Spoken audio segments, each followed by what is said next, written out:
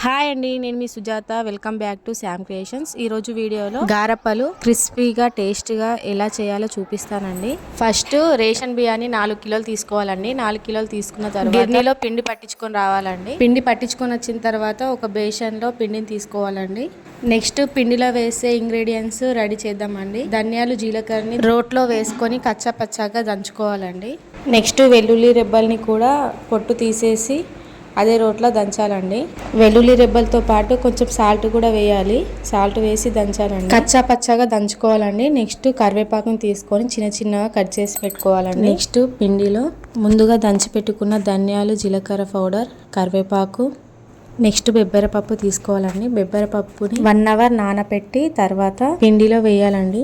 గారప్పలో బెబ్బెరపప్పు combination చాలా బాగుంటుందండి. ఒకసారి మీరు కూడా ట్రై చేయండి. బెబ్బెరపప్పును తీసుకున్న తర్వాత నువ్వులను కూడా తీసుకోవాలి. నువ్వులలో చిన్న చిన్న ఇసుక ఉంటుందండి, అది మనకు కనిపించదు కదా. ముందుగా గాలిచ్చుకోవాలి.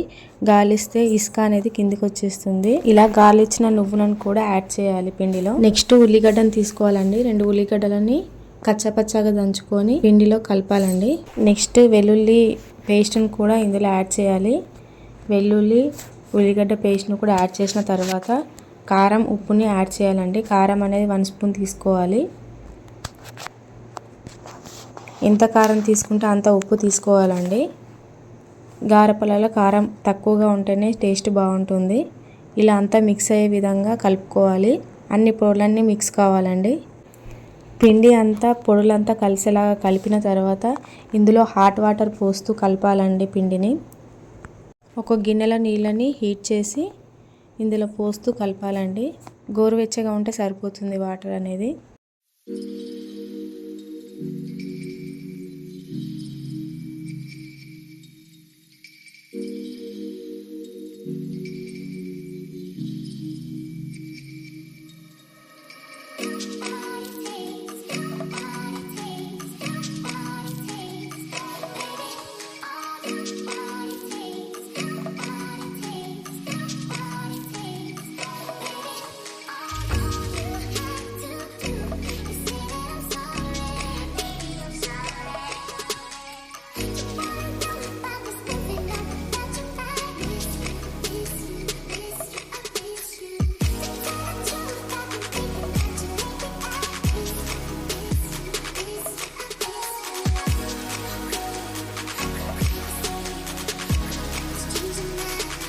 ఇలా కొద్ది కొద్దిగా వాటర్ పోస్తూ పిండిని కలుపుకోవాలండి.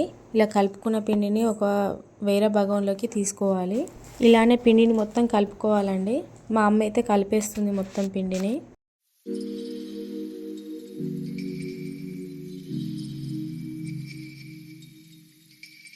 నెక్స్ట్ గారప్పలకైతే కట్టెల పొయ్యి పెట్టేశాడు మా డాడీ.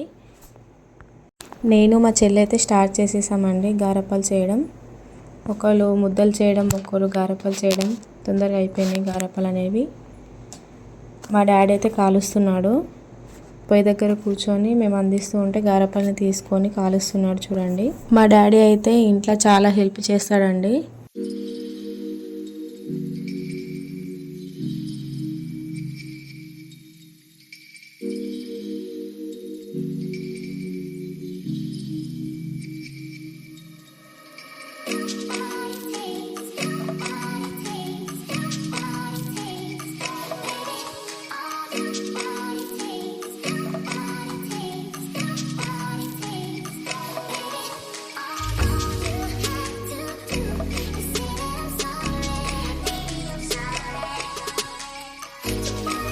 గారెప్పలు అనేవి స్టవ్ మీద కంటే కట్టెల పొయ్యి మీదనే బాగా టేస్టీగా వస్తాయండి. తొందరగా కూడా అయిపోతాయి. గారెప్పల్ని బ్రౌన్ కలర్ వచ్చేదాకా ఉంచి తీసేయాలండి. అంతే అండి, గారెప్పలు చేయడం చాలా ఈజీ. కానీ గారెప్పలు చేయాలంటే ఒక 3 మెంబర్స్ అయితే కంపల్సరీ ఉండాలండి. నేనైతే మా అమ్మ వాళ్ళ ఇంటికి వచ్చిన, ఇక్కడ మా మమ్మీ, మా డాడీ, మా చెల్లె అందరూ ఉన్నాం కాబట్టి తొందరగా అయిపోయినాయి. మేము వచ్చినప్పుడల్లా గారెప్పలు చేస్తారండి, ఎందుకంటే మా పిల్లలు ఇష్టంగా తింటారు కాబట్టి. ఇలా బ్రౌన్ కలర్ వచ్చిన తర్వాత తీసేయాలండి. అంతే అండి, గారప్పలు కంప్లీట్ అయిపోయినాయి. గారప్పలలో బెబ్బరపప్పు వేయడం వల్ల గారప్ప టేస్ట్ చాలా బాగుంటుందండి. మీరు కూడా ఒకసారి ట్రై చేయండి. బెబ్బరపప్పు చూడండి ఎలా కనిపిస్తుందో, చాలా సూపర్గా ఉన్నాయి. మొత్తం గారప్పలు అయితే కంప్లీట్ అయిపోయినాయి.